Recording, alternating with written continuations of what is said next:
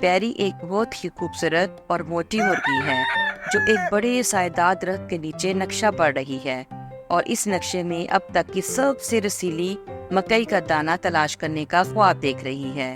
سورج چمک رہا ہے اور اپنی روشنی کی کرنیں چاروں طرف پھیلائے ہوئے ہیں۔ رنگ برنگی تتلیاں ادھر ادھر اڑ رہی ہیں اور منظر کو اور بھی زیادہ خوبصورت بنا رہی ہیں۔ پیری اپنے خواب کی تعبیر کے لیے مکئی کے دانے کی تلاش میں نکلتی ہے اور ایک دریا تک پہنچتی ہے، جہاں اس کی ملاقات ایک فنی مینڈک سے ہوتی ہے۔ مینڈک پیری کو دوستانہ انداز میں دریا پار کرانے کی پیشکش کرتا ہے۔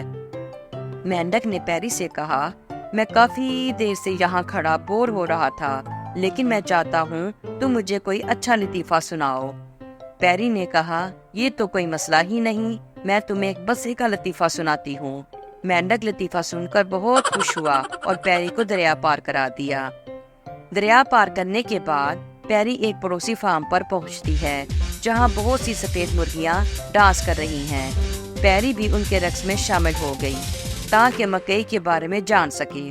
سفید مرغیاں اس کا ڈانس دیکھ کر خوش ہوتی ہیں اور سب مل کر ڈانس کرتی ہیں، لیکن پیری کو وہاں مکئی کا کوئی سراغ نہیں ملتا اور وہ وہاں سے چل پڑتی ہے۔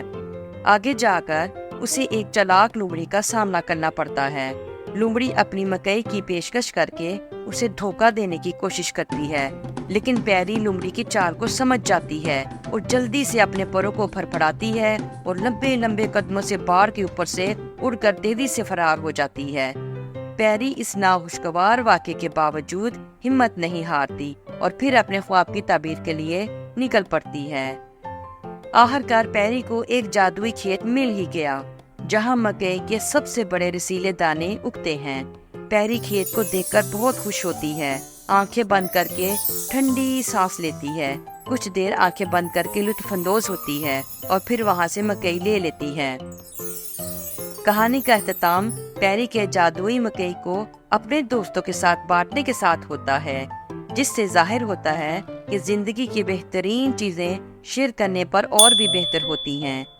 پیارے بچوں، یہ کہانی اپنے دوستوں کے ساتھ شیئر کریں، سبسکرائب کریں اور اگلی کہانی کا انتظار کریں۔